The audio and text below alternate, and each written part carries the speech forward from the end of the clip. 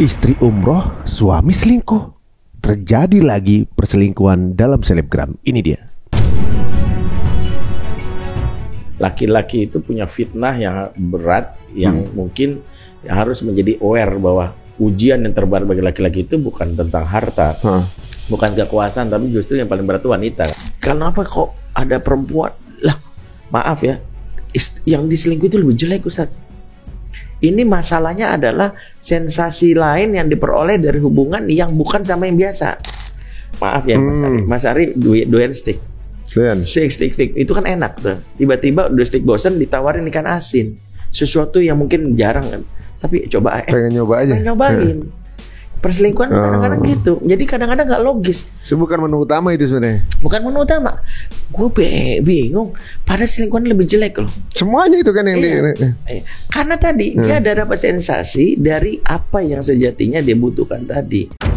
Sebenarnya penyakit keinginan selingkuh ini bisa disembuhkan nggak sih?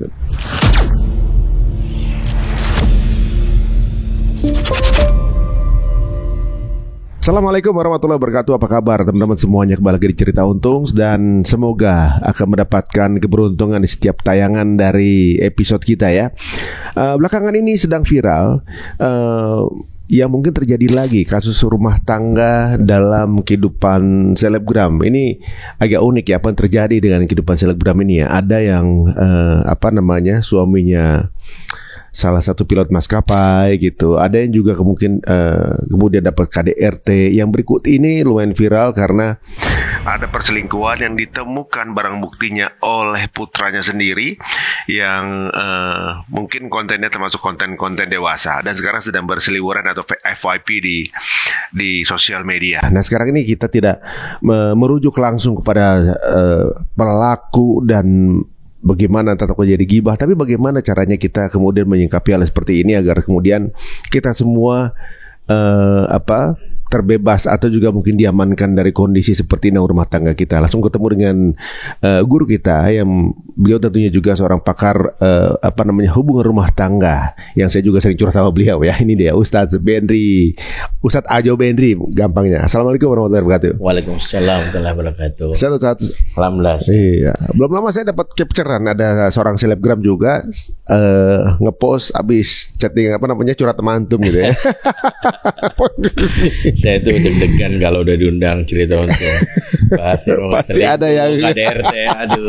Pasti ada yang selingkuh. Aduh, ngeri. Ada yang perlakuan terhadap anak di bawah umur lah segala macam. Ngeri. Nah, sebelumnya ini tentunya Ustadz pasti aware dengan berita terakhir ini yang cukup heboh ya. Hebohnya heboh banget ya, sampai di TikTok tuh rame kalau kita buka ada terus gitu. Impactnya istri pada meriksain suaminya masing-masing. Kita bagian kena periksa juga. Tapi Ustadz aware sama berita terakhir ini? Pertama, perselingkuhan itu bukan isu tentang seleb dan bukan seleb. Bukan hanya selebgram ya. Karena kasus data yang masuk ke saya sendiri dari tren 2000-an sampai sekarang itu ya top mainnya dalam sisi kasus perselingkuhan. Ya. Artinya bahwa mau itu dialami oleh seleb dan bukan seleb, ini adalah tentang bahayanya kondisi akhir zaman ini yang Nabi menyebutkan di antara ciri-cirinya kan min asyratis sa'ah, di antara tanda-tanda akhir zaman itu adalah wa yakthuruz zina, banyaknya perzinahan. Jadi selingkuh konteks di sini kan bukan yang kita sering serang itu poligami, beda ya. Karena poligami syarat mulia, seorang suami menikah lagi dan itu juga dengan cara mulia, cara yang baik, dan itu adalah hal yang halal. Bahkan kalau dia memang istrinya dia muliakan sejak awal, maka pernikahan keduanya menjadi berkah. Bedanya kalau perselingkuhan adalah di proses di mana dia masih berstatus suami orang, dia melakukan hal yang melanggar syariat, sama seperti orang yang belum nikah sudah melakukan pelanggaran seperti berduaan, chattingan mesra, bahkan melakukan yang mengerikan seperti persetubuhan, itu kan perzinahan. Nah, itulah tanda-tanda akhir zaman yang sebenarnya dari hadis ini saya menangkap bahwa perselingkuhan ini memang akan dialami seiring dengan banyak faktornya tentu saja. Jadi memang pesan yang ingin disampaikan Nabi dari sejak 14 abad yang lalu ini yang mungkin harus digaungkan lagi. Pertama, pesan bahwa laki-laki itu punya fitnah yang berat, yang mungkin harus menjadi aware bahwa ujian yang terberat bagi laki-laki itu bukan tentang harta, bukan kekuasaan, tapi justru yang paling berat itu wanita, kata Nabi. Laki-laki itu. Ma taraktu ba'di fitnatan adoro ala rijali minan nisa. Tidaklah kutinggalkan fitnah yang berat bagi laki-laki kecuali fitnah perempuan. Ya, artinya itu sudah diingatkan bahwa fitnah tentang perempuan itu adalah sesuatu yang dialami oleh laki-laki, terutama karena memang settingan otak laki-laki itu para ahli menyebutlah hipotalamus yang memang memberikan reaksi seksual itu lebih tebal dibandingkan perempuan, sehingga otak laki-laki nggak jauh dari reaksi tentang berhubungan intim, seks dan sebagainya. Dan itu normal kalau dilakukan kepada pasangan yang halal. Gitu. Tapi kan ketika sekarang kita lihat stimulasi di masyarakat, handphone di tangan, tampilan-tampilan pakaian-pakaian yang mata itu mudah melihatnya, mengaksesnya. Dulu mungkin zaman dahulu itu sesuatu yang sangat-sangat tabu, susah. Sekarang begitu mudah diakses bahkan oleh anak-anak hari ini. Dan bedanya adalah kalau anak-anak dia melakukan dalam tanda kutip perzinahan lewat yang sekarang juga mengerikan, pacaran anak 10 sampai 12 tahun sudah check-in kan kita tahu itu ya di rumah kosong atau di rumahnya atau di kamar, dan ini dialami oleh orang yang sudah menikah. Artinya jangan menganggap gini, kalau udah nikah mah nggak bakalan kena. Siapa bilang? Justru selingkuh itu kan bukti bahwa dia sudah menikah gitu. Kalau pacaran sih bukan selingkuh ya. Ada selingkuh. Jadi kalau bilang pacaran selingkuh lah, dia juga belum nikah. Dia belum nikah gitu. Artinya bagaimana mungkin dia bisa disebut selingkuh, orang di status kamu juga belum halal gitu. Artinya konsep selingkuh itu yang lebih tepat adalah pengkhianatan itu ada di pernikahan karena dia melakukan sesuatu, dua, mengkhianati Allah karena melanggar syariat dengan berhubungan yang tidak halal ya, dengan berduaan. Kedua, mengkhianati janji dengan pasangan kan gitu ya. Misalnya bagaimana dia menutupi, kan di dalam perselingkuhan itu pasti ada kedustaan, ada kebohongan, ya. Bagaimana dia memanipulasi seolah-olah lagi di mana sayang gitu, enggak nih lagi sama teman, pasti bohong gitu ya. Artinya itu adalah bentuk dari bagaimana maksiat itu berkumpul bersama dalam perselingkuhan. Makanya kalau saya memang memandangnya, kita justru diingatkan dengan kejadian ini jangan memandang kasus itu dengan keponya yang mana. Hati-hati, jangan-jangan kalau kita justru dalam tanda kutip hanya menyebarkan aib orang dengan tujuan adalah tuh lu dasar lu tukang selingkuh, kita ngambil pelajaran, nanti bisa jadi kita diuji dengan yang sama seperti itu. Ngeri. Makanya saya termasuk orang yang bilang perselingkuhan itu harusnya ibrah pelajaran buat kita. Kita kan memandang kejadian itu harusnya betul-betul untuk pelajar buat kita. Contoh gini ya, Quran ketika membuat cerita tentang adanya perselingkuhan dan rencana makar perzinahan yang akan dialami oleh Nabi, bahasa Quran itu halus sekali. Walaqad hammat bihi wa hamma biha, surat Yusuf ayat 4. Sungguh wanita itu hendak menggoda Yusuf. Allah tidak sebutkan siapa wanita itu. Allah hanya wanita itu hendak menggoda Yusuf, wahama biha, dan dia pun ya mau juga. Artinya Allah tak sebutkan nama, cuma ceritakan ada seorang wanita yang akan menggoda, dan laki-laki itu pun tertarik gitu. Tidak disebutkan wanita itu namanya siapa. Ya, kalaupun disebutkan namanya, sebagian menyebut namanya kan Zulaikha. Ya misalnya itu kan menurut pendapat ulama Zulaikha. Tapi Zulaikha sendiri itu bukan nama asli ternyata. Jadi itu nama samaran yang disampaikan ulama untuk beritahu namanya Zulaikha gitu. Si fulan gitu maksudnya. Zulaikha itu sebenarnya nama julukan. Kalau ditelusuri nama aslinya Ra'il, ya ismuha Ra'il wa laqabuha Zulaikha, itu kalau kita baca tafsir. Nama aslinya Ra'il tapi julukannya Zulaikha.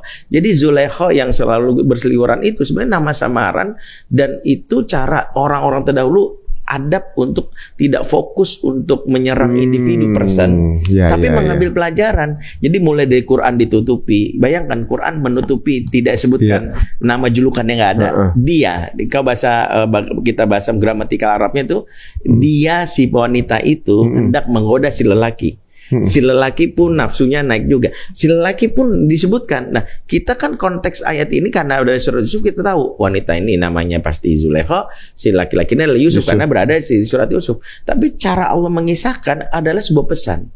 Fokuslah mengambil pelajaran akan kejadian, jangan kepo terhadap kasusnya. Sehingga yang kita kepo adalah yang mana sih orangnya? Tidak mau pelajaran gua. Jangan-jangan gue bisa juga kasih cowok ini. Atau jangan-jangan suami saya bisa karena saya tidak menjalankan apa menjadi tugasnya sebagai istri gitu. Karena kan perselingkuhan itu selalu ada 2 faktor. Faktor eksternal dan faktor internal. Faktor eksternal ada daya tarik dari luar yang membuat laki-laki yang lemah iman mudah tergoda. Ya, di mana misalnya dia berinteraksi dengan sosmed, yang dia berinteraksi atau dia di pergaulan terlalu cair, apalagi dunia-dunia selebriti, dunia selebgram ya. Makanya Mas Ari juga mewaspadai tidak juga ya karena mentang-mentang ya kan gue seleb terus sembarang orang foto gitu. Kalau saya aja ya misalnya Ustadz tetap yang sering beramal jamaah, saya mengatakan jangan foto berdua. Saya nggak mau gitu. Artinya ini bagian dari adab bahwa saya juga punya istri, Anda punya suami. Tolong hargai juga. Kalau mau foto bareng-bareng lebih aman. Jadi kan tidak ada orang berpeluang lain untuk capture. Jadi desain-desainnya adalah bersama-sama dengan yang lain gitu. Kalau berdua sangat mungkin disalahgunakan. Islam menutup kemungkinan fitnah tuh terapat ya. Sefoto aja dia hati-hatiin ya. Jangan sampai nanti gagar foto ini jadi difitnah, kamu jadi fitnah. Betul. Sama orang selingkuh gitu ya. Sampai gitu dilindungi ya. Iya, sampai gitu. Karena kan gini, konteksnya perselingkuhan itu kan adalah bagaimana trust ya. Ketika dia selingkuh itu distrust. Distrust itu kan bermula juga dari kecurigaan. Kecurigaan itu awal mulanya bisa jadi ini kasusnya. Kecurigaan itu ada mulai prasangka, mungkin nggak kejadian. Tapi karena istri kayak tadi disebutkan oleh Mas Ari misalnya, ngelihat berita, apalagi wanita itu dalam riwayat kan sebut bersifat kuarir. Kuarir itu kan maknanya gelas-gelas kaca. Bukan karir, wanita karir. Karir itu gelas kaca. Jadi istilah gelas kaca itu dari Nabi. Fragile. Iya dari Nabi. Jadi bukan niat dan niati ngasih nama ini, tapi gelas-gelas kaca itu di istilah Nabi. Nah, gelas-gelas kaca itu kata Ibnu Hajar Asqalani adalah seperti ini. Kalau dimasukin air panas jadi panas, kalau masukin air dingin jadi dingin. Apa maksudnya dari pesan Nabi bahwa wanita itu gelas kaca? Wanita itu sangat mudah tertrigger atas pengaruh dari luar. Lah, ini baik-baik aja nih. Gara-gara nonton TikTok tuh, jangan-jangan suami gue gitu. Iya begitu. Adem ayam. Gitu misalnya. Bisikan setan jadi iya, periksa suami lu gitu kan. Iya. Berarti kan biasa aja nih lagi Bayu tiba-tiba lagi muncul di FYP-nya dia itu. Film Ipar Adalah Maut. Curiga sama Ipar sendiri. Iya. Curiga sama dia sendiri. Kenapa? Karena dia dipengaruhi betul oleh luar. Itulah kenapa wanita yang paling aman di dunia ini adalah yang di sekarang itu yang enggak aktif di sosmed. Nggak aktif, pakai ada tapi nggak aktif. Jadi dia nggak mencari informasi di situ, dia mencari kesenangan di luar. Makanya wanita yang sosmed sangat rentan gitu. Tadinya udah baik-baik aja, tapi bilang kamu juga kali nih. Kamu juga gitu, kamu dekat sama dia, kamu kan bisa jadi, kamu kan punya mantan ini juga. Modusnya tuh kayak gitu tuh, reunian mau datang. Kamu juga kemarin kan mau reunian lah. Itu kan dia, ketika itu terjadi, kan awalnya distrust, was-was kan. Apa yang terjadi? Ada suami dibujuki setan gini, lu rugi, lu selingkuh, padahal enggak. Mendingan selingkuh aja sekalian. Rugi banget kan, dicurigain padahal enggak. Lakuin dicurigain ya. Mendingan lu curigain selingkuh aja. Artinya gini, triggernya kadang-kadang dari situ. Ada seorang laki-laki bilang, saya tuh capek, dicurigain mulu, ya udahlah. Daripada ini sekalian aja gitu ya, rugi banget. Artinya kan ini karena nggak punya panduan iman. Tapi ini adalah pelajaran bahwa ketika kondisi ini terjadi karena tadi distrust itu tadi muncul. Nah, dari sisi perempuannya ada triggernya, dari sisi laki-laki yang dia juga tidak punya kendali iman. Jadi faktor eksternalnya ada, internalnya juga ada. Nah, faktor internal ini panjang kalau kita ulas. Tapi intinya kita melihat kacamata ini jadi pelajaran. Pertama, bahwa laki-laki itu selalu tidak aman dengan wanita lain. Sehingga sampai Umar itu lebih memilih, kata Umar, aku tuh lebih baik berjalan ya di belakang singa daripada di belakang wanita. Ya, karena dia menganggap bahwa lekukan tubuh wanita lebih bisa menghancurkan di akhiratku daripada singa. Kalau singa mungkin tubuhku hilang, tapi kalau wanita membuat imanku hilang. Makanya dulu saking hati-hatinya Imam Atha bin Robah itu sampai dia bisa mengatakan, saya itu lebih bisa menjaga harta orang kaya sendirian di rumah dengan berbagai macam gemerlapnya dibandingkan saya menjaga seorang wanita sendirian di rumahnya meskipun negro. Meskipun negro itu adalah menunjukkan bahwa laki-laki bahkan kepada wanita dalam bentuk apapun kalau sudah sendirian sangat mungkin melakukan yang namanya perzinahan. Ya karena daya tariknya itu tadi. Makanya gini, kenapa kok ada perempuan lah, maaf ya, yang diselingkuh itu lebih jelek Ustaz. Ini masalahnya adalah sensasi lain yang diperoleh dari hubungan yang bukan sama yang biasa. Maaf ya Mas Ari doyan steak. Steak itu kan enak tuh. Tiba-tiba udah steak bosan ditawarin ikan asin. Sesuatu yang mungkin jarang kan. Tapi coba pengen nyoba aja. Pengen nyobain. Perselingkuhan kadang-kadang gitu. Jadi kadang-kadang nggak logis. Itu bukan menu utama itu sebenarnya. Bukan menu utama. Gue bingung. Padahal selingkuhan lebih jelek loh. Semuanya itu kan yang karena tadi dia ada dapat sensasi dari apa yang sejatinya dia butuhkan tadi. Nah, kenapa itu terjadi? Lagi-lagi tadi karena kontrol diri dia terhadap apa yang menjadi isu utama laki-laki tentang perempuan itu tidak dipahami. Kenapa? Karena satu meremehkan. Elah kan temen doang. Kadang-kadang kan tadi nebeng modusnya. Gue boleh nebeng nggak? Iyalah gue kasihan lo nebeng ya dah gitu ya. Tapi kan kita nggak tahu dia nebeng itu sentuhan tangan, obrolan, atau gue boleh curhat nggak?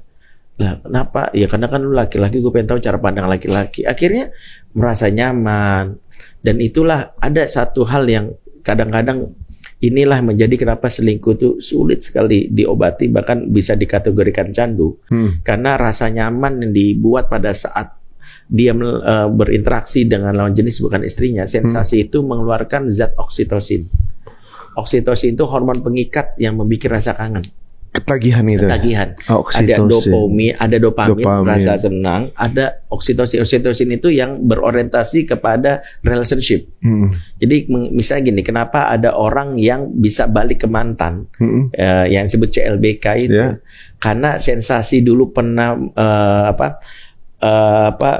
payung berduaan atau makan miamin berduaan atau pernah jalan, itu masih ada tersimpan, memorinya masih ada, memori itu meletup oksitosin membuat kangen ya gitu, dulu pernah berduaan sama dia, dulu pernah makan miamin berdua, dulu pernah hujan-hujanan berdua gitu, apalagi kalau dulu pernah melakukan persetubuhan zina, waduh kangen banget. Nah, oksitosinnya meletup. Nah, oksitosin itu mendorong dia, cobalah scrolling.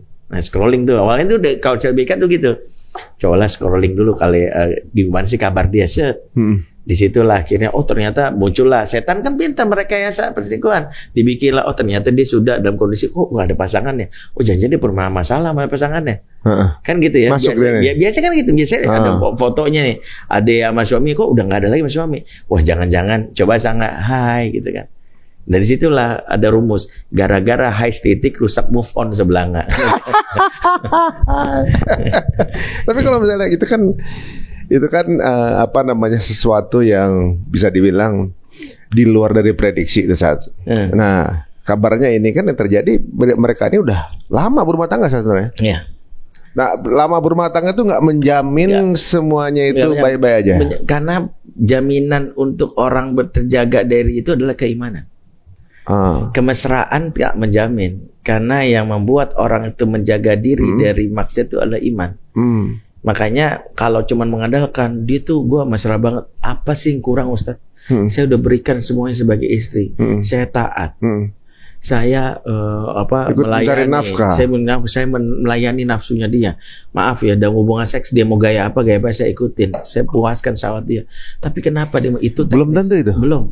Kenapa? Karena lelaki ketika dia sudah punya gairah kepada yang lain, maka otaknya sudah tidak lagi bisa mencerna. Apalagi dan ini sering saya katakan, kalau dia sudah kecanduan pornografi. Kalau dia sudah kecanduan pornografi, maka sensasi atas pelayanan istrinya tidak memberikan rasa nikmat yang maksimal, karena dia ingin selalu mencoba yang baru. Karena ada referensi lain nih kepalanya. Karena referensi termasuk yang mengerikan adalah pornografi merusak bagian otak moral yang disebut PFC. PFC itu yang sini, bagian ubun-ubun prefrontal cortex. Prefrontal cortex ini otak yang membedakan benar dan salah, baik dan buruk. Ketika otak ini sudah banjir karena dopamin berlebihan akibat menonton film porno, seperti air, lahan tanah, kalau dibanjirin air maka pasti rusak. Misalnya banyak bandang masuk ke sebuah sawah. Kalau airnya secukupnya tumbuh subur kan padinya. Tapi kalau airnya banjir pasti rusak. Otak manusia rusak karena ada banjir dopamin. Istilahnya ODP, over dopamine production.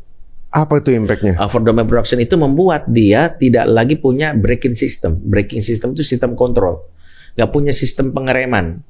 Jadi ketika ngelihat bahkan maaf kasarnya anaknya bisa dihajar, apalagi perempuan lain, sama anaknya aja dia bisa melakukan itu, apalagi sama orang lain. Jadi yang suka justru dia anak sendiri diperkosa apa segala macam itu gara-gara porno aja. Pasti, saya bisa simpulkan dari sisi ilmiah, pasti otak FFC-nya rusak karena pecandu pornografi. Soalnya nggak mungkin dia dapat referensi itu karena sistem braking sistemnya udah rusak, sistem pengereman dia. Makanya ketika ada yang cerita dulu ada kasus seorang bapak dan tanda kutip menggauli anaknya, dititip kepada udah bercerai sama mantannya kan. Si mantan ditipin anaknya, nih kan jadwal kamu mengasuh anaknya tidur sama si bapaknya perempuan. Apa yang terjadi? Anaknya digaulin. Padahal anaknya masih bocah umur 8 tahun kalau nggak salah. Itu kasus damkar kalau nggak salah. Nah itu kenapa bisa terjadi? Karena kontrol dia atau kontrol diri dia itu udah rusak karena ini. Saya pastikan dia pasti PFC-nya rusak. Gitu. Ini juga yang kasus terakhir ini merekanya ini ngerekam video juga melakukan hal itu. Berarti kan akan ditonton lagi. Betul. Berarti udah biasa melihat seperti hal itu. Makanya pornografi itu sumber pertama malapetaka. Makanya kenapa Ibu Eli Risman bilang itu sebut narkolema, narkotika lewat mata. Lebih parah lagi, bagian otaknya rusaknya lebih parah daripada mengkonsumsi kokain, sabu-sabu. Sampai seperti itu. Dan ini juga menjadi salah satu hal yang membuat kenapa saya termasuk orang yang kalau ditanya perceraian terjadi, ada salah satu yang bertanya salah satu seleb gitu, Ustadz, kami udah nggak jadi suami istri, boleh nggak anak saya yang perempuan dijemput bapaknya tidur bareng sama bapaknya gitu misalnya, karena di bapaknya kan juga punya hak atas dia. Saya cuma nanya satu hal, selama kamu nikah sama dia, kamu apa yang kamu ketahui tentang suami kamu? Apakah dia sering nonton film porno atau enggak? Jujur aja sama saya gitu. Dia bilang sering, Ustaz. Dia sering kali menghayal untuk kita berhubungan saja nonton film porno dulu untuk bisa membuat dia bergairah gitu. Maka saya langsung bilang, kalau gitu jangan pernah anak perempuanmu tidur sama bapaknya walaupun itu bapak kandung. Karena demi menjaga, karena bapak yang sudah kecanduan pornografi melakukan itu. Nah, kembali kalau dalam konteks sekarang perselingkuhan, maka perselingkuhan itu seperti itu. Jadi padahal saya udah berikan, Ustadz, kata istrinya. Karena tadi yang bisa mengendalikan itu adalah iman. Nah, makanya pondasi pertama rumah tangga itu nggak bisa dengan sekedar kemesraan. Ketika istri tidak lagi dalam hal ini tidak sesuai, bahkan ketika istri tidak memenuhi harapan kita, hasrat kita, iman akan menjaga dia. Setidaknya satu, orang-orang beriman dia tahu proteksi pertama dari perselingkuhan apa? Jaga pandangan. Qulil mu'minina yaghuddu min absarihim wa yahfazuna furujahum. Katakanlah kepada orang-orang mukmin untuk menahan pandangan, menjaga kemaluan. Itu kan perintah Allah kepada orang beriman. Iman identik dan menjaga pandangan. Ayat ini kan mengkorelasikan gini. Mengkorelasikan ya. Susah banget emang. Yaitu adalah bukan dari mata turun ke hati yang selama ini sering kita sebutkan. Yang benar dari mata turun ke kemaluan. Apa maksudnya? Siapa yang nggak bisa jaga matanya nggak bisa jaga kemaluannya. Makanya kenapa menjaga mata itu satu hal penting, dan itu adalah salah satu adab hari ini yang harus dimunculkan supaya orang nggak sembarangan melihat. Yang kedua adalah dia tidak sembarangan melirik, karena ketika dia tertarik dengan pandangan yang haram, yang halal udah nggak nikmat. Itu rumusnya. Yang haram udah sering liatin, yang halal nggak nikmat. Istri yang dalam ini berpakaian seksi pun yang menggoda kita, dia kan biasa. Udah sering lihat. Sehingga sensasi dari orang lain, wanita lain, itu memicu adrenalin yang apalagi kalau dia sudah pernah bertemu, udah membayangkan, itu memberikan letupan oksitosin untuk selalu menggebu-gebu. adrenalinnya deg deg deg deg dan akhirnya menstimulasi oksitosin, dia ingin melampiaskannya. Maka kata kunci pertama ini buat siapa saja, buat saya, buat Mas Ari dan siapapun, buat laki-laki, jangan pernah main-main dalam masalah wanita ini. Artinya kalau Anda ingin selamat di akhirat, maka nasihat Nabi ini harusnya dijadikan pegangan. Kalau sudah menikah, cukup latihlah diri untuk merasa cukup. Sebagaimana kita makan pernah puas, karena semua sensasi kuliner itu dalam habisnya. Tapi perut kita pun punya batasan. Sama syahwat itu pun ada batasannya. Anda melihat itu tarik, paling kalaupun berselingkuh habis itu lemes, sudah nggak mungkin melakukan lagi. Ada butuh waktu lagi untuk lapar lagi dan tanda kutip syahwatnya. Artinya apa? Sebenarnya sensasi syahwat itu cukup ditumpahkan kepada yang halal. Setelah itu nggak minat lagi, dan penting yang nggak minat adalah udah nggak ada lagi, karena kan yang menggebu-gebu itu adalah dorongan syahwat itu tadi. Makanya itulah kenapa para istri ini dari sisi wanita jangan pernah menolak permintaan suami, karena itu berkaitan dengan hasrat yang menggebu-gebu supaya dia tidak dibarengi oleh setan untuk menumpahkan syahwatnya tadi. Jadi dari sisi suami dia harus aware bahwa dia juga harus membatasi diri. Bahwa ini bukan persoalan gua sok-sokan sombong, sok-sokan sebagai orang terkenal, tapi dia ngerti bahwa saya adalah makhluk laki-laki yang sangat rentan untuk itu. Itulah kenapa sampai para ulama dulu dalam urusan masalah syahwat ini, dia sampai tidak menyukai kalau itu jadi pembicaraan di majelisnya. Saya ingat Imam Atha bin Rabah itu kalau di majelisnya dia tegas. Kalau ada yang ngomongin perempuan, walaupun itu misalnya untuk poligami, diusir sama dia. Jannibu majalisana min dzikri nisa wa dzikri ta'am gitu. Jauhi majelis kami dari ngomongin perempuan sama ngomongin anak-anak. Ngomongin perempuan dan makanan. Jangan ngomongin perempuan makanan. Majelis saya itu enggak. Majelis saya itu bicara tentang ilmu. Kalaupun ngomongin perempuan itu berkaitan dengan ilmu, bukan tentang ente kapan menikah lagi, ente sebagainya. Itu men-trigger orang untuk kadang-kadang dia yang punya syahwat berlebih untuk tidak mensyukuri istrinya. Kenapa? Kadang-kadang kita lupa nih, misalnya gini, poligami yang halal itu kadang-kadang kita tidak memahami kontekstualnya. Misalnya memprovokasi orang poligami, padahal saya harus katakan nih, poligami itu seperti daging kambing. Tidak semua orang cocok makan daging kambing, tergantung kondisi medisnya. Ada orang hipertensi, diabetes, terus kemudian saya bilang gitu, makan dong daging kambing, enak lagi, ini makanan sunnah Nabi. Saya paksain makan daging kambing, kolaps dia. Karena saya tidak mendiagnosis kondisi medisnya dia. Ya, sama. Poligami itu adalah ada orang yang dia sendiri sama istrinya itu suka ribut. Dia sama anaknya nggak deket. Kondisi psikis dia orang yang mudah sekali nggak setia. Dia mau mudah banget tertrigger, kita komporin poligami. Yang dibayangkan dia bukan poligami fokusnya. Kalau poligami kan ibadah, yang penting adalah ada jalan untuk melampiaskan syahwat. Maka yang difokuskan pada dia adalah pelampiasan syahwatnya ada caranya. Jadi akhirnya alih-alih dia terlatih untuk mengontrol dirinya, pokoknya gue harus puasin syahwat gue, pokoknya puasin syahwat gue. Sehingga otak dia itu nggak pernah jauh dari harus puasin syahwat. Padahal tabiat agama melatih kita untuk cukup. Latihan pertama kenapa puasa itu kan melatih cukup, belajar cukup. Makanya kalau kita udah latihan pertama cukup, jangan paksakan diri untuk nambah. Karena cukup itu adalah bentuk dari pemahaman kita untuk menyikapi hidup itu nggak usah berlebihan. Syahwat itu baru boleh kita puaskan bukan di dunia, nanti di surga. Maka di surga itu nggak ada batasan. Kenapa ada Islam itu ada batasan? Karena tahu syahwat itu jangan dipuaskan, tapi dikontrol. Itu maksudnya. Nah, semuanya tuh bisa dikontrol. Iya, sehingga harus dikendalikan. Makanya kalau kita sudah merasa cukup dengan satu istri, sudah. Pembicara-pembicara yang lain itu hanya memicu untuk nggak puas sama satu istri. Akhirnya yang disebut poligami niatnya malah jadi perselingkuhan. Dia bilang, oh berarti gue ada peluang, gue mau poligami. Nah, mau poligaminya ini kadang-kadang bukan cara syar'i. Mau poligaminya, Japri, pas udah ke gap baru bilang poligami.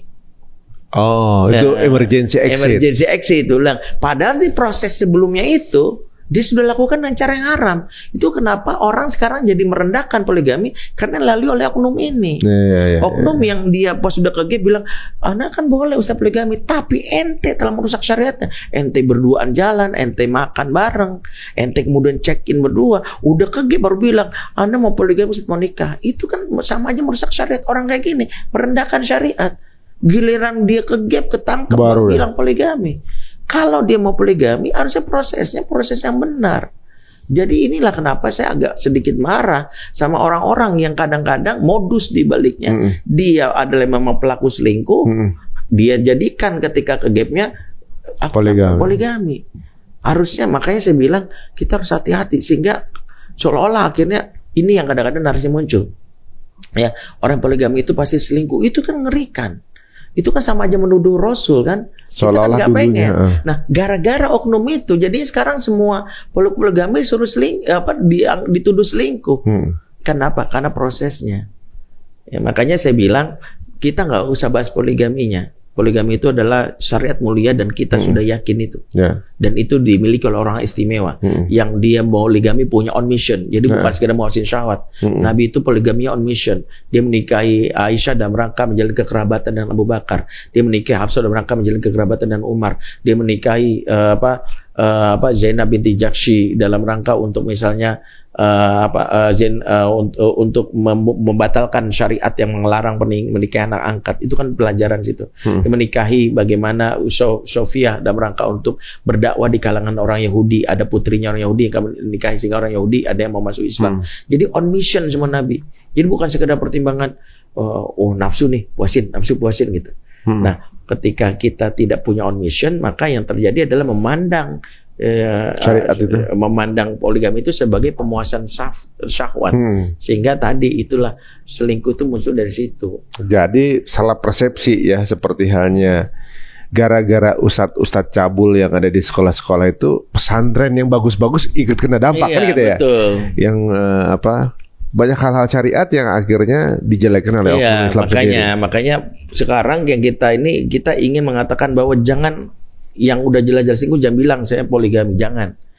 Bilang aja akui aja ente selingkuh, tobat. Kalau enggak rumah tangga ente makin hancur. Bilang aja ya Ustaz saya akui saya selingkuh, saya mau bertobat. Jadi jangan udah ke selingkuh, udah ketahuan ada fotonya, ada viral, kemudian saya mau poligami itu sebagainya. Dan itu yang membuat akhirnya orang jadi muak dengan poligami. Jagalah kemuliaan syariat ini karena itu salah satu bentuk tobatnya kita orang selingkuh. Saya bilang gini, mendingan akui. Pertobatan orang-orang selingkuh kalau ingin diampuni adalah mengakui, bukan memberi pembelaan. Karena Nabi Adam dimuliakan karena pengakuan akan dosa, sementara pengalihan dosa itu diberikan oleh iblis, sehingga iblis dilaknat Allah. Iblis nggak mau sujud, dia bikin alasan, dalih. Ana khairum minhu khalaqtani min nar wa khalaqtahu min tin. Saya lebih baik daripada dia. Lah dia kan dari api, saya dari api, dia dari tanah. Jadi nyari dalih gitu ya, untuk pembelaan gitu ya. Sama sekarang udah ke selingkuh baru bilang karena anak pengen poligami tapi nggak diizinin sama istri Ustaz. Jadi cari pembenaran. Cari pembenaran, itulah maaf mental buruk. Tapi belajarlah seperti Nabi Adam, melanggar larang Allah, makan buah yang terlarang tersebut, maka dia nggak cari pembelaan, ini gara-gara iblis. Ini gara-gara enggak, dia bilang Rabbana zolamna anfusana. Makanya saya bilang kalau antum pengen hidup berkah, pernah mengalami satu kekhilafan, melakukan perselingkuhan dan itu karena kepleset, gak usah cari abis istri ana Ustaz nggak mau melayani, bilang aja emang ente lemah, bilang aja memang ente nggak kuat iman, bilang aja minta maaf sama Allah, minta ampun sama Allah, nggak ada pembenaran atas kasus perselingkuhan apapun dalihnya. Walaupun si istri itu bisa berkontribusi, nggak usah. Sama Nabi Adam nggak bilang kontribusi membuat dia makan buah terlarang apa? Iblis. Apakah Nabi Adam pernah bilang gini, ya Allah laknatlah iblis, ini gara-gara iblis. Iblis ini biang keroknya, dia ngebujuk saya sebenarnya nggak mau. Tapi iblis nyuruh-nyuruh sih. Nggak pernah bilang gitu Nabi Adam. Maka Allah memuliakan Nabi Adam karena pengakuannya, iktirafnya. Jadi ketika orang udah ke gap melakukan itu, udah ente mau jalan selamat, nggak mau dilaknat sama kayak iblis atau dimuliakan dari kesalahan itu seperti Adam. Kemudian dimuliakan, udah akui saja, minta maaf, udah jalani kehidupan lebih baik. Tapi dia melindungi dengan dalih-dalih. Ya soalnya nih mau poligami habis nggak diizinkan sama istri. Udah nih diem aja. Akhirnya ya udah hilaf, berduaan, berzina dan pengen terus. Ya, anda pengen halalin habis ini. Bilang aja, udah ente selingkuh, ente zina, dosa, istighfar. Gak usah cari pembelaan yang lain. Seperti itu. Kalau misalnya kejadian ini kan tadi kalau ada penolakan dari istri ya, karena sering tolak sama istri misalnya. Memang nggak bisa nyalain sih ya. Tapi ada itu termasuk dosa nggak istri? Tentu dalam konteks bahwa kan hadis Nabi tentang wanita yang melarang, wanita yang menolak diajak berhubungan oleh suami itu kan malaikat melaknatnya sampai pagi. Itu kan konteksnya bahwa tidak ada uzur apapun perempuan dalam hal untuk hubungan syahwat laki-laki insan darurat, dia untuk melarang mencegahnya kecuali satu, dalam keadaan satu dia adalah lagi haid. Ya. Atau dia lagi nifas, atau dia dalam keadaan sakit yang memang tidak bisa. Nah, laki-laki dalam hal ini ketika dia melihat bahwa dia cuma alasan lagi sibuk, lagi apa, habis lagi seru nih nonton film, kamu belum mikirin itu, padahal walaupun capeknya bukan capek banget, padahal kan dibutuhkan laki-laki bisa jadi dia diem aja, penting dipuaskan syahwatnya juga, apa? Tapi ini benar-benar ditolak, ini yang mengerikan. Makanya wanita pun harus diedukasi. Artinya gini, dalam setiap kasus perselingkuhan, saya selalu mengatakan gini, jangan pernah berpikir untuk memberikan otonomi kesalahan atau kesalahan itu kepada pihak luar terus. Kalau enggak, kita enggak mengupgrade diri. Dari sisi perempuan, selalu sisakan ruang untuk memuhasabahi diri. Kenapa ya suami saya begitu? Biarkanlah Allah yang menghukumnya kalau memang ada kesalahan dia. Tapi jangan sampai Allah menghukum kita karena kita melakukan pembelaan diri. Misalnya apa? Ya memang dia imannya lemah aja, digoda sama perempuan, tapi nggak mau muhasabah diri. Oh iya, semalam dia pengen, gue nggak kasih. Atau gue terlalu sibuk di luar. Pas suami gue pulang, ternyata nggak ada ngelayanin orang. Yang ada orang lain. Atau gue membiarkan dia misalnya, maaf kayak kasus misalnya ipar dalam maut, dia sama adik gue berduaan di rumah gitu. Padahal harusnya kan dia berusaha untuk menyadari bahwa oh ya udah, ini ada kesalahan saya orangnya begini, orang begitu. Nah, apa yang harus kita lakukan? Kita tidak berbicara tentang perselingkuhan itu dalam konteks hari ini, tapi kita melihat tentang diri kita di masa depan. Habis perselingkuhan itu kita mau berdamai dengan kita melanjut pernikahan kembali ataupun bercerai, tapi pastikan kita menjadi orang lebih baik. Misalnya apa? Ketika kita tahu, oke, gua baru menyadari bahwa dia memang lemah banget dalam urusan iman sampai syahwatnya itu liar sama siapapun. Tapi kayaknya memang ada kontribusi gue deh sebagai wanita yang sering banget nolak, jarang di rumah, suami lagi pengen dan sebagainya, nggak gue layanin. Akhirnya dia melakukan itu. Ya, setidaknya gini, gue belajar untuk menjadi wanita yang mau melayani suami. Dengan cara itulah Allah nanti akan memuliakan kita terlepas pernikahan ini berlanjut atau nggak lanjut. Karena ketika kita pernikahan itu kan sebenarnya yang akan memberikan faedah kalau kita selalu berusaha mengupgrade diri. Terlepas nanti pernikahan itu berjalan mulus atau enggak. Karena hidup itu, saya selalu katakan gini, hidup itu bukan tentang mempertahankan status nikah atau tak nikah, cerai atau tak cerai. Hidup itu mempertahankan status jadilah hamba Allah dalam setiap situasi. Sehingga saat dia menikah, dia menjadi hamba Allah yang mengikuti syariatnya, melayani pasangannya. Ketika bercerai pun dia tahu apa yang harus di-upgrade dan diri dia. Karena bisa jadi perceraian itu adalah cara Allah menyelamatkan dia lelaki yang salah atau pasangan yang salah. Dan itulah yang membuat dia bersyukur untuk melalui episode kehidupan itu. Seperti itu. Jadi ada ada angle-angle baik juga gitu ya. Walaupun ini mungkin kelihatannya sebuah tragedi yang bisa mengakhiri rumah tangga, tapi siapa tahu ini adalah karena kita nggak tahu. Artinya tidak semua perceraian itu dianggap sebagai bentuk hukuman Allah. Bisa jadi hadiah dari Allah untuk membuat kita mendapatkan suami yang lebih baik. Contoh gini, Zainab binti Jahsy bercerai dengan anak angkat Nabi Zaid bin Harithah. Kalau kita menganggapnya itu adalah sebuah tragedi, maka Zainab tidak bisa menjadi istrinya Nabi. Padahal menjadi istri Nabi adalah sebuah karunia besar bagi wanita. Dia bercerai sama Zaid, tapi setelah bercerai dia dinikahi oleh Nabi. Apa? Itu akan privilege atau hadiah terbesar dari wanita menjadi istri Nabi. Garansinya surga gitu. Sudah dipastikan dapat surga gitu jadi istri Nabi. Nah makanya kalau dia meratapi gini, aduh berarti Allah menghukum saya dengan perceraian ini sehingga saya harus bercerai. Kalau ternyata memang sudah terjadi, ya sudah. Yang jelas adalah mau cerai tidak cerai, jadilah hamba Allah yang taat. Iya. Dan tetap menikah. Misalnya menjalin pernikahan, ya udah, apa yang menjadi tanggung jawab kita? Kita yang merajut kembali nih dosa-dosa kita mohon ampun sama Allah. Apa yang menjadi kewenangan kita upgrade diri, ilmu kita pelajari lagi. Setelah itu baru kita mikir, ya udah kita menjalani kehidupan. Tapi bercerai ya nggak usah terlalu lama. Air mata, oke lah sehari 2 hari. Setelah itu move on dan move up. Move on dengan kita meninggalkan, move up kita melakukan kebaikan baru. Oke, dari situlah muncullah kita bisa jadi dapat pasangan yang lebih baik, yang Allah pilihkan. Dan itu adalah menjadi salah satu mengapa yang dulu membenci, perceraian ini jangan Allah benci, saya marah, saya enggak, bisa jadi itu cara Allah menyelamatkan kamu dari pernikahan yang toksik, kita nggak tahu. Iya, benar juga. Ada teman kita juga yang dalam proses pakai hijab malah dapat ujian dalam rumah tangganya, ada gitu kan ya, yang kemudian respon-responnya itu ya alhamdulillah ya, respon terbaik. Iya, makanya kita nggak tahu kan. Mungkin kalau orang memandang hari ini dengan perceraian itu tragedi gitu ya, bisa mungkin hari ini, tapi suatu saat ketika dia mendapatkan yang lebih baik, orang bilang beruntung banget ya, untung aja dia cerai. Jadi ada kalimat itu ketika sudah dapat hikmah yang Allah berikan di masa depan yang kita nggak tahu. Makanya jangan pernah bergeser dari status kita jadi hamba Allah, menjadi hamba Allah dalam segala situasi. Itulah salah satu tanggung jawab kita. Oh ya, waktu juga nanti yang akan membuktikan gitu ya. Betul.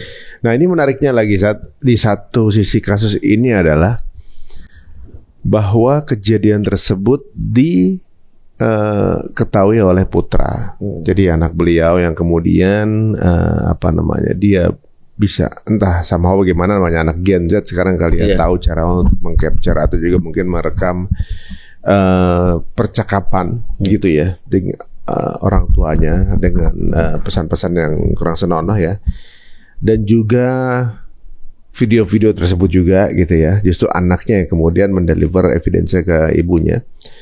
Kalau dilihat dari rumah tangganya nggak ada masalah apa-apa selama bertahun-tahun gitu. Berarti yang shock bukan cuma ibunya tapi juga anaknya. Kira-kira ada nggak sih saat ini kayak dampak psikis untuk anak dengan menemukan hal tersebut justru pada sosok yang semestinya jadi contoh dari beliau gitu? Pasti kekecewaan itu terjadi justru dari sisi yang ekstrim. Orang yang soleh banget tiba-tiba selingkuh, maka ada gap yang jauh dan itu menimbulkan groak atau luka yang besar. Beda dengan orang kelihatan nggak pernah sholat, nggak pernah apa, tiba selingkuh. Dalam tanda kutip bukannya apa, ada pemakluman. Ya, ada pemakluman artinya lukanya gitu ya, bapak gua gitu ya, ada pemakluman. Artinya gini, kenapa orang itu sering terjadi luka? Karena antara yang dia lihat itu merupakan ekspektasi, batasan standar dia, dengan kejadian yang baru itu seperti ada jurang yang ini. Misalnya gini, saya melogika gini, coba kelompok saja misalnya. Kalau diiringi politik ya, sebuah partai Islam korupsi dengan partai yang nggak Islam korupsi itu bedanya beda. Masyarakat bilang ngakunya Islam sebagainya, kecewaan lebih dalam kan?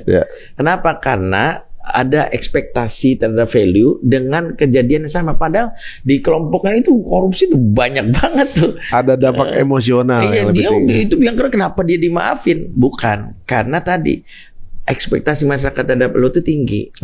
Karena tinggi makanya lukanya lebih besar daripada dia. Ya gue tahu lah dia gerombolan tukang mabuk dan sebagainya. Benar. Sama bapak-bapak yang kelihatan soleh, kelihatan baik dan sebagainya, tiba-tiba ini lukanya besar itu. Di anak tuh luka. Di anak luka, nggak nyangka, ketidaksangkaan dia itu bisa menjadi luka yang besar. Yang sayangnya kalau kita nggak antisipasi, dia akan memberi trigger emosi di masa depan, disebut frozen emotion. Frozen emotion itu gini, ada orang merekam sebuah luka seperti layaknya nanah yang tidak pecah sehingga jadi bisul.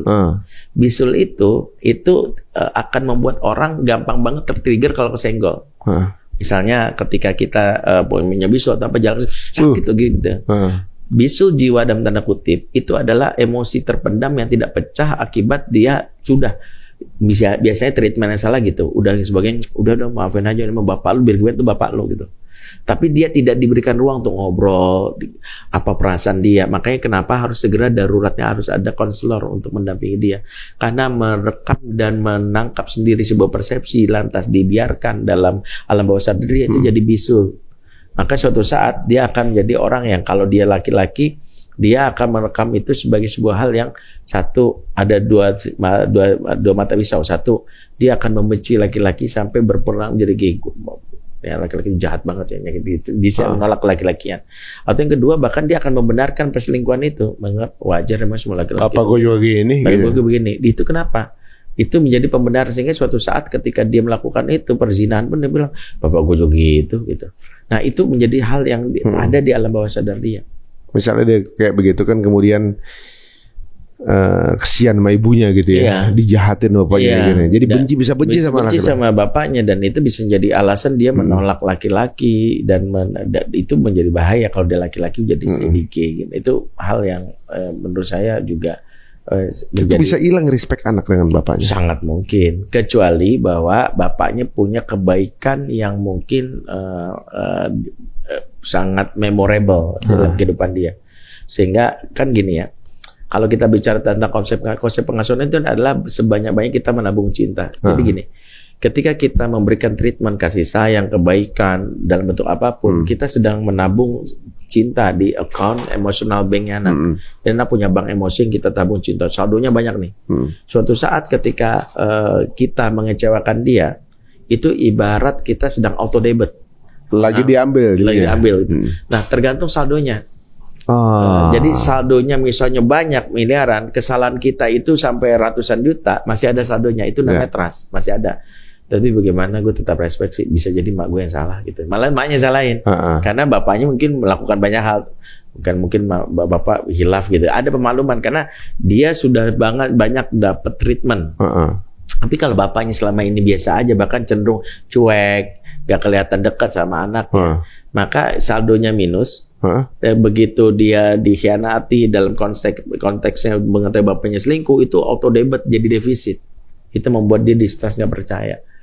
Gitu. Jadi rumusnya kayak gitu. Jadi kalau ditanya apakah mungkin dia menjadi nggak respect, tergantung treatment sebelum ini. Jadi kalau selama ini bapak karena bapak yang hangat, ramah, deket banget, kemana berdua, sebagainya. Jadi proses itu begitu ada perselingkuhan, kita nggak tahu kadar selingkuh itu dinilai berapa oleh dia, kreditnya, poinnya berapa. Kalau misalnya saldonya itu miliaran, kadang-kadang poin perselingkuhan itu sampai 200 atau 500 juta, masih ada saldo baru gitu ya. Tapi kalau ternyata saldonya cuma 10.000, ini kesalahannya di 1 juta, habis. Tekor malah. Tekor. Seperti itu memahaminya. Berarti memang ya kesalahan sedikit aja bisa penilaian buat anak ya. Betul. Ini termasuk besar sepertinya. Betul. Masalahnya adalah dengan konteks bahwa pornografinya juga, artinya kan gini, selingkuh yang didengar oleh anak itu tidak bertambah parah dibandingkan apa yang dilihat langsung oleh anak. Karena didengar itu masih bisa dihapus dengan banyak hal, karena memori kita sangat mudah merekam apa yang dilihat. Ya makanya apa yang dilihat itu lebih berbekas daripada apa yang didengar. Nah ketika dia melihat, itu kan membuat banyak hal yang sulit dilupakan. Indera mata, indera visual itu lebih merekam daripada apa yang didengar. Nah itulah kenapa anak-anak yang mengalami traumatis seperti perselingkuhan yang dilihat bukti-buktinya memang butuh treatment yang lebih daripada sekadar mah aku dengar bapak ngomong jorok di telepon dengan cewek gitu. Nah itu tidak seberapa karena kan baru dengar. Dibanding dia lihat langsung. Dia lihat langsung. Bukti-buktinya lebih mengerikan, apalagi maaf kalau dia lihat langsung videonya ada persetubuhannya, lebih mengerikan lagi. Kalau baru buktinya doang itu bukti seperti misalnya chatan antar dia dengan si cewek itu aja berbekas sama dia. Ini jadi koreksi buat kita semuanya guys. Jadi ibaratnya kayak semacam warning buat kita ya di keluarga kita yang terlihat mungkin baik-baik saja. Apakah ada peluang seperti ini gitu ya? Dan kalau kita lihat ini kejadiannya kan anak menemukan hal seperti ini yang sebelumnya mungkin saja orang tuanya salah satu yang melarang untuk melakukan ini, gitu kan? Nggak taunya orang tuanya sendiri yang melakukan, gitu kan?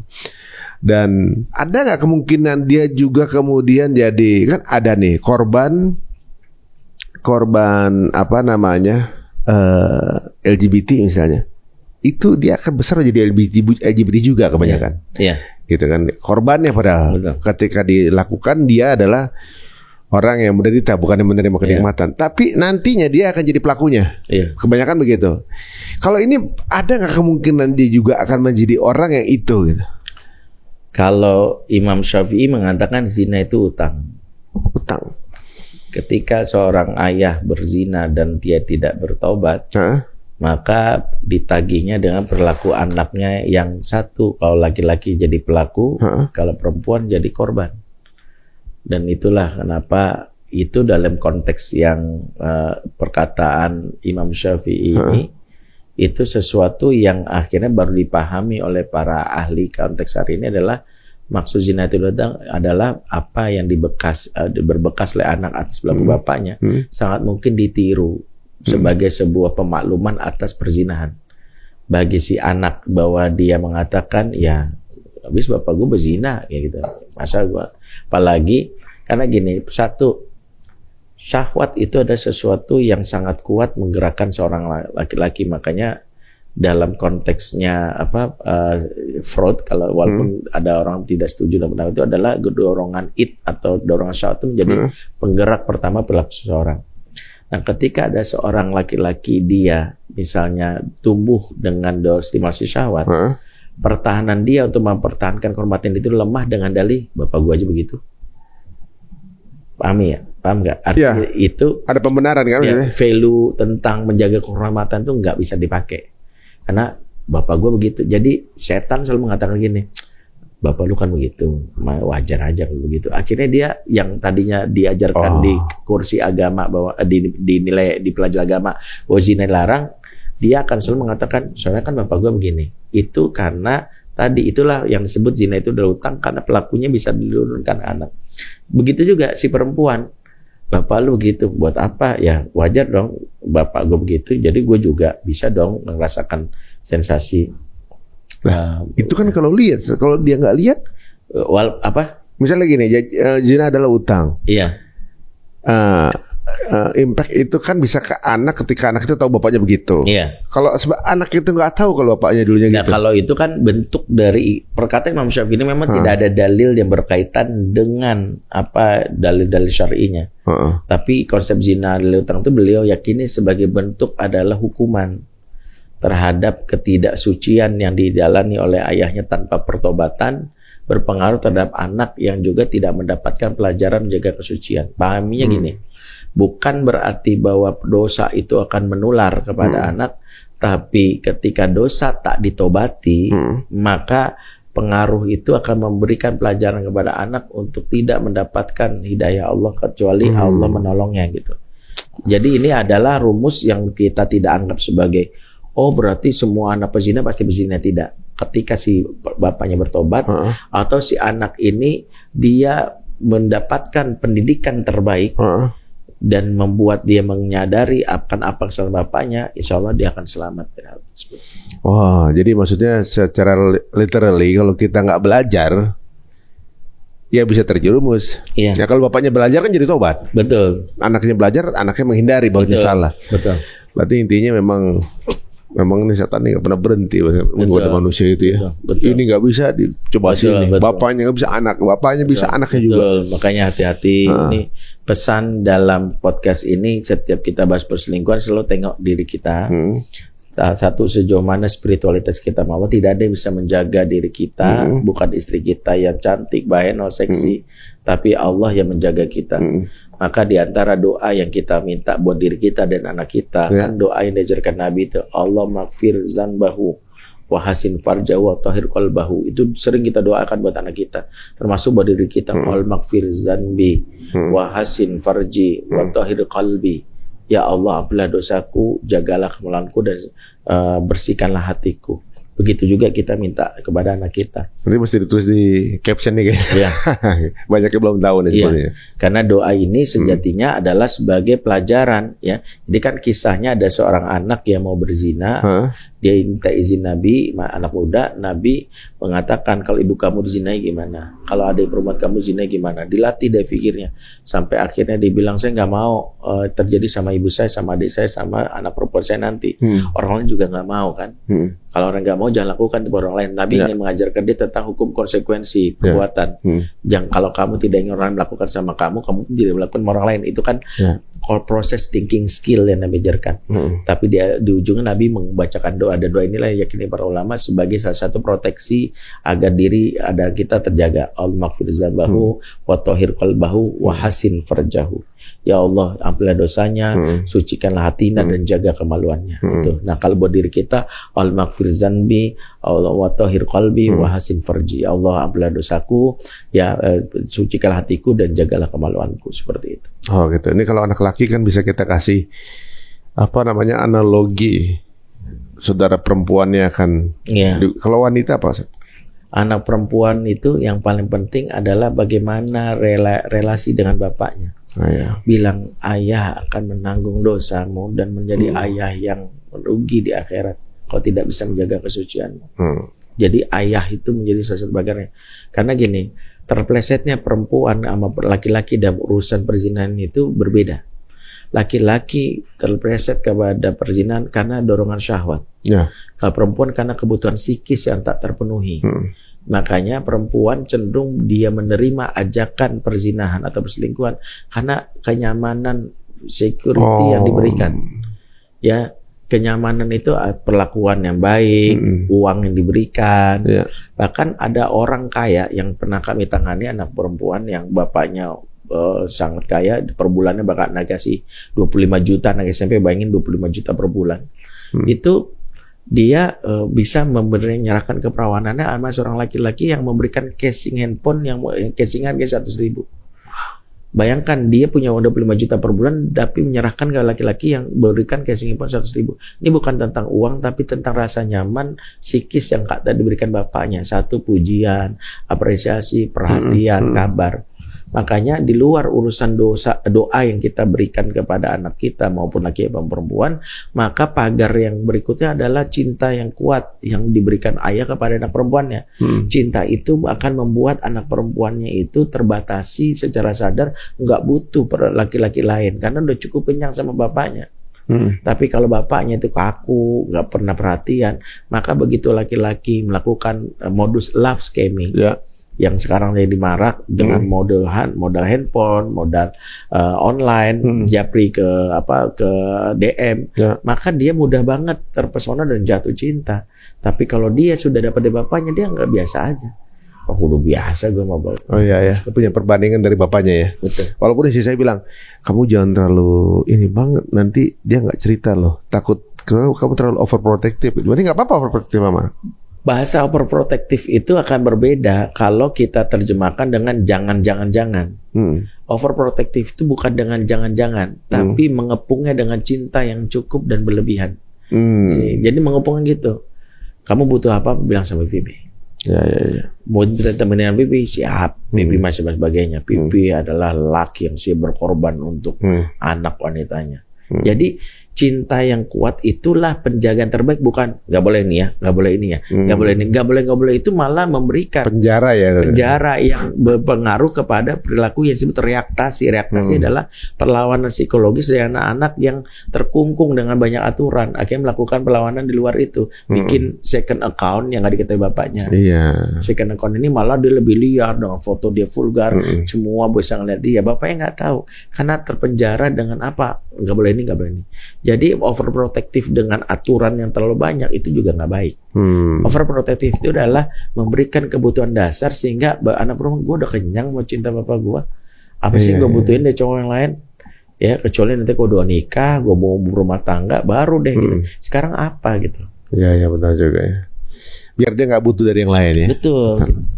Nah saat terakhir nih, sebenarnya ini kan perselingkuhan nih jadi suatu penyakit yang nggak bisa disembuhkan ya, apalagi jujur para pelaku sosmed ya paling sering maksudnya dikarenakan tadi Ustaz bilang gudur basor, jaga pandangan. Gimana ngejaga pandangan? Sosmednya pandangan semua gitu kan, bagaimana kita banyak yang dilihat gitu di sosmed itu. Dan memang tadi udah Ustaz jelaskan bahwa kadang-kadang pelakornya itu atau pebinornya itu nggak lebih ganteng atau lebih cantik. Betul. Gitu maksudnya. dari kasus yang belakangan nih yang pelakornya ini nggak lebih cantik dari yang isi sahnya gitu. Betul. Tapi ternyata memang bukan itu yang dicari kan, dan juga memang para suami ini nggak cari menu utama juga kan sebenarnya. Posisinya si wanita ini emang cuma buat snack aja gitu. Ketahuan gitu kan. Betul. Gitu. Jadi banyak juga dong nih di luaran yang nggak ketahuan buat snack itu ternyata bocor. Tapi sebenarnya penyakit keinginan selingkuh ini bisa disembuhkan nggak sih? Iya, karena kan selingkuh itu candu. Nah. Maka candu itu layaknya kita candu putau, candu sabu, ada terapi yang memang harus konsisten terhadap hal. Misalnya gini, kita harus memahami bahwa selingkuh itu seperti diabetes. Yang kalau kita tahu bahwa kita diabetes, maka larangan sepanjang orang diabetes itu nggak boleh kita langgar. Karena kalau nggak kita bakal kena diabetes.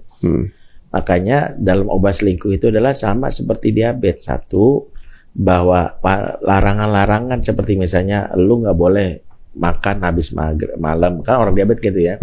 Makan habis maghrib nggak boleh, kemudian nasi sekepal kelewat itu kan larangan ya. Ya makanya orang yang terus harus olahraga harus ini itu ada rumusnya.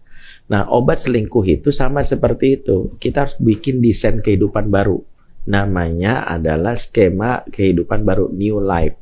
Nah itu bisa kita sepakati. Satu, misalnya apa sih menyebabkan selingkuh? Banyak waktu luang. Makanya saya selalu kalau orang selingkuh dia mau sembuh, saya bikin desain kehidupan baru dia. Satu, dia harus keluar dari dunia kerja dia. Karena misalnya selingkuh sama teman kerja, nggak ada cara lain, nggak ada cara, wajib pilihannya dia keluar atau keluar. Yang kedua, ganti nomor handphone, ganti nomor, ganti sosmed. Lu mau akun udah berapapun bodo amat, ganti. Karena ada kenapa?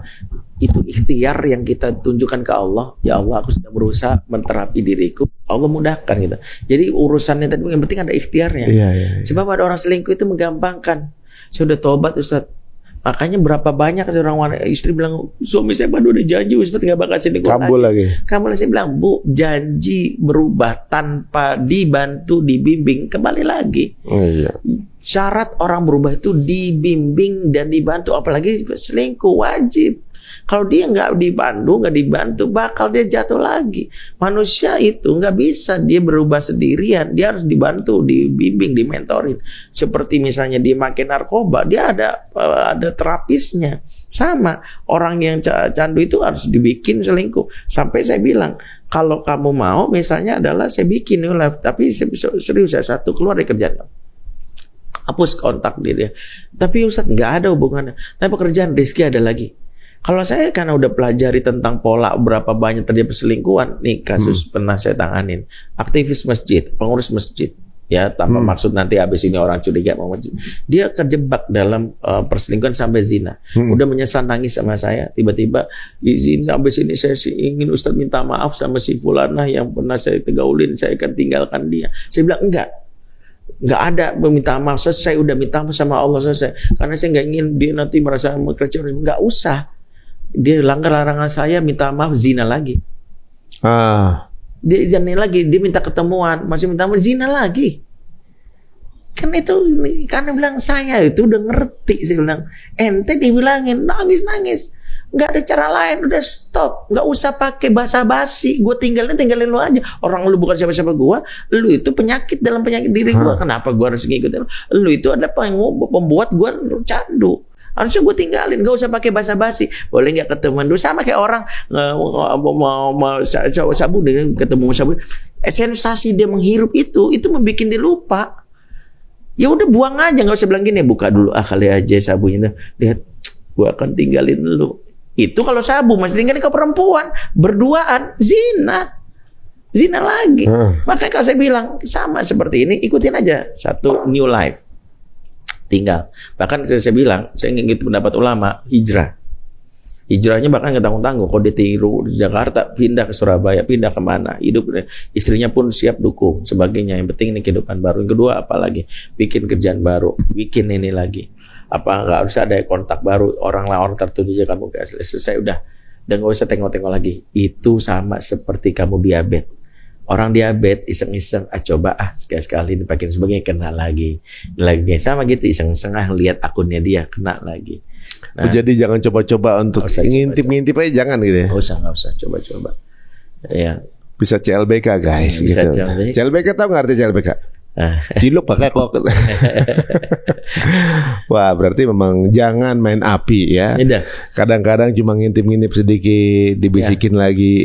Iya tadi, gara-gara high titik rusak move on sebelahnya. Waduh, itu dia. Ya, ini mungkin jadi pembelajaran buat kita semuanya ya. Kita tidak perlu mengkorek kasusnya, tapi apa ibroh yang bisa kita ambil dari hal ini? Cuma ada satu hal, saat. Jadi memang di Indonesia ini netizen itu udah kayak SNI saat kayak SNI Nielsen kan. Jadi ibaratnya dia di satu pertikaian misalnya atau permasalahan, netizen ada yang pasti mengambil posisi di mana di pihak kanan atau kiri gitu misalnya kan. Nah, netizen ini kemudian kadang ada FOMO-nya juga gitu kan. Wah, mana yang paling banyak ke sana gitu misalnya. Nah, pada saat satu hubungan memang ketika ada masalah ya memang masalahnya juga kemudian kadang-kadang masalah keluarga jadi ranah publik kan begitu. Ya walaupun bagaimanapun juga sebuah pernikahan ketika mereka ingin perbaikinya rujuk, itu kan hal terbaik Ustaz ya. Betul. Tapi kadang-kadang kalau netizen udah kesel, misalnya suaminya selingkuh gitu ya, wah udah parah segala macam, udah bener deh suami kayak gitu, rujuk mereka. Netizennya yang marah Ustaz. Padahal sih berarti kan ingin perbaiki lagi hubungannya gitu ya. Jadi gimana mesti bersikap Ustaz? Padahal maksudnya gini, siapa tahu lakinya mau bertobat gitu kan, suaminya udah nggak mau ngelakuin lagi gitu. Kebanyakan kalau suami yang lagi berbuat salah mau kembali, yang marah netizennya. Betul. Ini gimana Ustaz? Makanya di antara 7 tanda kapal karam dalam rumah tangga yang saya lakukan riset, tanda yang paling fatal itu nomor 7 adalah ketika membuka aib di wilayah publik. Membuka aib di wilayah publik itu treatment yang paling berat untuk kembali rujuk hanya orang-orang tertentu yang selamat. Ibarat stadium kanker itu udah stadium paling akhir. Stadiumnya itu stadium 7. Kenapa? 1, suami istri bertengkar, saling membuka aib di wilayah publik, mudah dia didamaikan. Tapi 1 keluarga besar berat. Biasanya ada penolakan gitu. Enggak, mama enggak enak aja. Dia udah buka aib kamu di sebagainya. Keluarga suami juga gitu. Sakit hati itu menjadi berat. Gitu. Ditambah tadi netizen akan ngompor-ngomporin, haterin, loverin, apaan dia yang dukung si pihak istri, si perempuan. Maka sedikit orang selamat. Akhirnya dia berdamai, tapi dalam konteksnya dikompor-kompori tanpa sadar untuk bercerai. Nanti lihat aja lu ya, kalau misalnya terjadi apa-apa lo dari siapa keluarga bilang pokoknya jangan pernah datengin keluarga mamah lagi ya, bikin malu kamu, udah ini menjilat udah sendiri kasar gitu. Artinya kan itu menjadi salah satu hal yang penting. Sehingga ini bab pertama adalah dalam Islam mengapa masalah rumah tangga itu di dalam surah An-Nisa 34 selesaikanlah dalam ranjang. Kalau dia pengen meminta bantuan, itu harusnya kepada pihak mediator yang diamanahkan, yang tugasnya melakukan islah. Tidak ada mediator lewat publik yang dipublish. Yang ada penghakiman, bukan pencarian fakta kebenaran kebaikan. Yang ada adalah menjudge seolah-olah lelaki yang selingkuh ini lebih jahat daripada Fir'aun. Semua kebaikan udah gak ada lagi. Padahal bisa jadi dia selingkuh dari satu dosa zina, tapi dia kebaikan lain ada. Cuman kan itu tertutupi karena satu ini. Dan itu membuka peluang, menutup peluang orang untuk tobat. Udah di label loh, udah label bahwa laki paling jahat di muka bumi ini gitu ya. Nah itulah kenapa pelajaran siapapun yang menemukan pasangan nagib sebagainya, kalau saya sarankan adalah datangi konselor, jangan puaskan amarahmu, karena itu bukan hanya kamu dan pasanganmu atau mantanmu yang akan tersakiti, tapi jejak digital itu akan merusak jiwa anak sampai kapan. Anak akan merekod kembali, apalagi maaf kalau anak itu dari seorang seleb, dia akan ketika dewasa, anak kesini ya, lu kamu kan bapak kamu yang ini gitu. Itu beban berat. Dia menjadi anak dari seorang yang dulu pernah selingkuh dan itu sempat viral gitu. Nah itulah kenapa kontrol diri untuk tidak mengumbar semua masalah itu ke publik. Kalau niatnya untuk ini oke. Saya sakit hati Ustadz. Sakit hati hanya membuat engkau seperti ditusuk pisau. Pisaunya kau berdarah, tapi kamu nggak mau ambil pisaunya. Maunya pisaunya dibawa kemana-mana. Jadi orang seperti ini hanya membawa luka kemana-mana. Jadi saran saya adalah dalam hal ini, siapapun yang pernah punya sakit hati yang pasangan, mempermalukan pasangan bukan memperbaiki, itu hanya membuat kita terluka lebih panjang masa depan. karena kita memuaskan marah kita, tapi tidak berdamai. Ibarat kata kita menikmati rasa sakit itu seperti orang sensasi self harm. Ya. Dia ada sensasi kan ketika barcode itu. Dia menyakiti diri dengan membuka aib publik, sebenarnya itu menyakiti anak, menyakiti jiwanya. Apa yang lakukan? Satu, perbaiki dulu hubungan dengan Allah. Ini ujian, biar dia selamat dari bisikan setan. Mau cerai tidak cerai, penting dia dalam lindungan Allah. Yang kedua adalah datangi konselor profesional, sehingga habis itu dia tinggal lakukan tindakan. Mau cerai silakan, cerailah dengan cara yang baik. Dengan cara yang baik ya. Jadi kalau misalnya kalau yang kasus sedang berjalan ini kan ketika perselingkuhan itu ada buktinya, udah terbukti, nggak mau lanjut dengan cara yang baik aja gitu. Lebih baik memang dihindarkan secara publik ya. Kalau kemudian baru kemudian prasangka, menuduh, belum ada bukti, itu dosa nggak, Zat? Iya, itu yang sebut tuduhan ya, dosanya untuk orang menuduh perzinahan itu dosa besar juga. Harus ada apa sih ya kelihatan bukti di mana masuknya, ibaratnya masuknya timba ke dalam sumur itu istilah. Oh benar-benar harus lihat kelaminnya masuk itu. Sebagainya. Baru itu saksinya. Saksinya kan itu jelas gitu. Kalau nggak gitu? Ya atau pengakuan dari si fulana ini pengakuannya. Pengakuan kan dua, dari kesaksi atau pengakuan si pelaku gitu ya. Kalau sekadar ngeliat dia berduaan, check in, itu mungkin selingkuh, tapi bukan zina. Kan bedakan, selingkuh ada pengkhianatan terhadap janji pernikahan, maka berdua itu selingkuh. Tapi zina udah masuk wilayah yang berat karena itu termasuk dosa yang besar sehingga penghukumannya tidak boleh berlebihan. Karena kalau dalam Islam pelaku zina buat yang muhson itu wajib dirajam, ya. Tapi karena kita belum memakai syariat itu, ya paling ya dia diberikan kesempatan untuk bertobat untuk melakukan itu. Tapi kalau kita sudah nuduh padahal nggak ada buktinya, belum sebut zina, dia memang melakukan selingkuh tapi belum tentu zina. Ya kalau tuduhan selingkuh tapi sebenarnya nggak dilakuin, ada dosa nggak? Dosa. Itu karena itu tadi dia membuat merusak kehormatan orang. Itu diantara hal yang dijaga oleh Islam. Islam itu kan melindungi kehormatan. Maka merusak kehormatan orang itu termasuk dosa besar. Karena bagian dari fitnah. Karena kan nama baik itu sesuatu yang dijaga, menjadi harta mahal. Apalagi kalau dia tugasnya sebagai seorang pekerja, dia seorang pejabat. Nama baik itu bisa hancur hanya karena omongan orang lain yang tidak punya bukti. Makanya orang-orang yang merusak kehormatan orang lain termasuk dosa besar.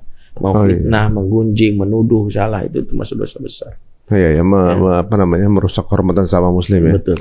Kalau sampai terjadi perselingkuhan atau perceraian gitu ya, dan memang udah terbukti gitu ya.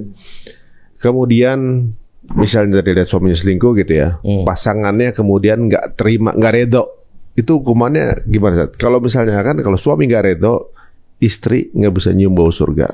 Kalau kebalikannya gimana? Ya sejatinya kan gini ya, hal yang terkait dengan perceraian itu dalam Islam itu adalah bagaimana perceraian itu kalau tidak ada dalil atau hajat yang dibenarkan, maka dia tidak bisa masuk surga. Tapi kalau ada hajatnya, ada satu misalnya karena mungkin dia mengalami KDRT, perselingkuhan, pengkhianatan, itu sesuatu yang jelas-jelas dibenarkan dalam Islam. Jadi kalau dia menggugat cerai dalam hal ini, ya boleh-boleh saja.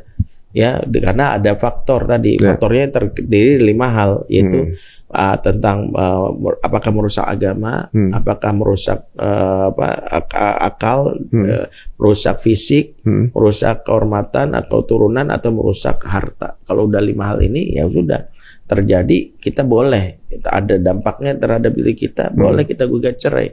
Tapi kalau nggak ada ya karena ada orang menggugat cerai itu kadang mencari alasan dia sendiri sebenarnya ingin meninggalkan suaminya karena mencari suami yang baru yang ada perjanjian misalnya, yang kan boleh jadi misalnya dia ingin menikah dengan seseorang, si ini bilang cerai aja sama suami lo, kesalahannya nggak ada tapi pokoknya bilang aja lo nggak nyaman gitu. Nah dia yang melakukan itulah yang termasuk kategori orang yang nggak bisa mencium surga. Oh, menceraikan pasangan karena ada niatan lain. Iya, ada niatan lain kan. Karena ingin mencari ada perempuan lain atau laki-laki lain kan. Perempuan lain bisa menjadi gini, aku nggak mau ya mas ada istri kedua, aku maunya aku satu-satunya. Kalau gitu gimana ya, kamu ceraikan istri kamu. Nggak bisa nyumbau surga tuh. Iya, buat suami kayak gitu zolim. Hadis tentang dia masuk surga memang hanya untuk istri. Tapi suami menceraikan karena itu zolim. Dan kezaliman itu pasti ada balasannya walaupun tidak jelaskan oleh Allah. Oh, jadi nyari-nyari alasan-alasan yang nyari alasan gimana? cerai gitu. Ya, Waduh, jadi banyak ini pembicaraan kita guys ya. Jadi ibaratnya bahwa ruang-ruang yang bisa membuat rumah tangga kita nggak survive dari perselingkuhan atau juga mungkin hal-hal lain yang tuduhan-tuduhan atau juga mungkin alasan-alasan lain yang membuat keluarga nggak bisa dipertahankan, ternyata juga ada masing-masing impact dan juga dosanya. Semuanya akan dipertanggungjawabkan. Mudah-mudahan keluarga kita terhindar dari cobaan-cobaan jenis ini, ya. Dan kita diberikan kesempatan sama Allah untuk bersama dengan pasangan kita, dunia dan jannah. Ustaz, silakan Ustaz. Ada pesan apa untuk mereka yang sekarang sedang dalam masalah, namun nggak viral ya? Kan lebih banyak yang itu gitu ya. Maksudnya ini hanya penggambaran kasus aja dari beberapa yang mungkin ada ribuan yang memiliki kasus yang nggak mirip tapi nggak sama gitu misalnya. Gimana Ustaz? Jagalah pernikahan itu bukan dengan romantisme yang ditunjukkan dengan harta, dengan kata-kata cinta atau dengan hadiah berlebihan. Romantisme yang akan menjaga pernikahan itu adalah sepakat untuk meningkatkan kualitas spiritual kita kepada Allah, menjaga hubungan dengan Allah. Di saat kita terpisah LDRan pun kita punya mutabah yaumiyah untuk mengevaluasi ibadah-ibadah kita. Sayang, hari ini sudah duha belum? Sayang, tadi sholat jamaah di masjid kan? Pembicaraan tentang ibadah yang kita biasakan dengan pasangan setidaknya adalah sebuah niat baik bahwa ini pernikahan kita bukan dijaga sekadar dengan romantisme kata-kata, tapi juga dengan penjaga terbaik dari Allah. Dan ingat, Allah lah penjaga terbaik atas pernikahan kita. Masya Allah, luar biasa. Jadi saling mengingatkan, saling banyak ngobrol juga pengaruh saja. Betul. Setiap beberapa bulan tanggal tertentu, sayang, nggak lupakan transfer gitu ya. Itu saling mengingatkan. Waduh, jazakallah khairan Ustaz. Insya Allah mudah-mudahan banyak yang tercerahkan ya, dan melihat atau memandang kasus apapun yang terjadi menjadi sebuah pelajaran buat kita mengevaluasi diri. Karena fitnah yang terjadi dengan keluarga lain belum tentu kita survive dengan hal yang sama gitu ya. Insyaallah. Terima kasih Ustaz waktunya. Sudah menjadi Pak Jerihanto dan juga teman-teman semuanya. Semoga mendapatkan keberuntungan dengan menyaksikan tayangan ini. Dan jika dirasa menarik dan juga memberikan insight yang positif, monggo silakan sebarkan sebanyak-banyaknya ke circle teman-teman semuanya. Sampai ketemu lagi di Cerita Untung. Tetap dengan subhanaka Allahumma bihamdika asyhadu an la ilaha illa anta astaghfiruka wa atubu ilaik. Assalamualaikum warahmatullahi wabarakatuh. Waalaikumsalam warahmatullahi wabarakatuh.